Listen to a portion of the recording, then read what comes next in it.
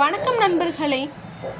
கேரளா மாநிலத்தின் மிக முக்கியமான பாரம்பரிய தேசிய திருவிழாவான ஓணம் பண்டிகை ஏன் கொண்டாடப்படுகிறது, இதன் பின்னணியில் உள்ள உண்மையான தகவல்கள் என்ன என்பதை பற்றி இந்த தொகுப்பில் விரிவாக பார்க்கலாம். அதற்கு முன்னாடி இன்று ஓணம் கொண்டாடும் அனைவருக்கும் ஓணம் நல்வாழ்த்துக்கள்.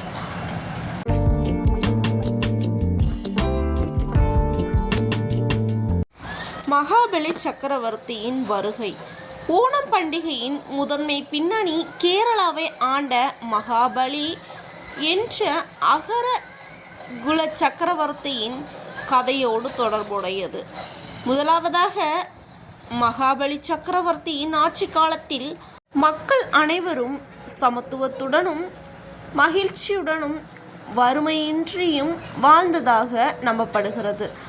இரண்டாவதாக, அவரது தர்மத்தையும் கொடைத்தன்மையும் சோதிக்க விஷ்ணு பகவான் வாமன அவதாரம் எடுத்து வந்தார். மூன்றாவதாக, மூவடி நிலம் கேட்ட வாமனருக்கு தன் தலையையே தந்த மகாபலி பாதாள உலகிற்கு அனுப்பி வைக்கப்பட்டார். நான்காவதாக, ஆண்டிற்கு ஒரு முறை தன் மக்களை வந்து பார்க்க விஷ்ணுவிடம் வரம் பெற்றார் மகாபலி.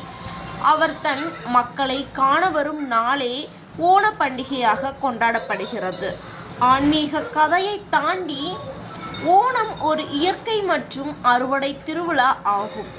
மலையாள காலண்டரின் முதல் மாதமான சிங்கம் மாதத்தில் ஆவணி மாதம் வரும் அஸ்தம் நட்சத்திரம் முதல் திருவோணம் நட்சத்திரம் வரையிலான 10 நாட்கள் ஓணம் கொண்டாடப்படுகிறது. ஓணம் கொண்டாட்டத்தின் முக்கிய அம்சங்கள்: அத்தப்பூ கோலம்.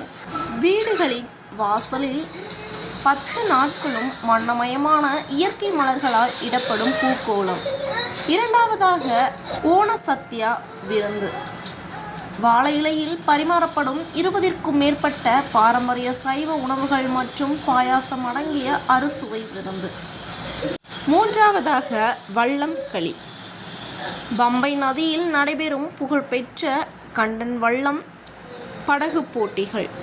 நான்காவதாக, புலிக்களி மற்றும் கைகொட்டிக்களி.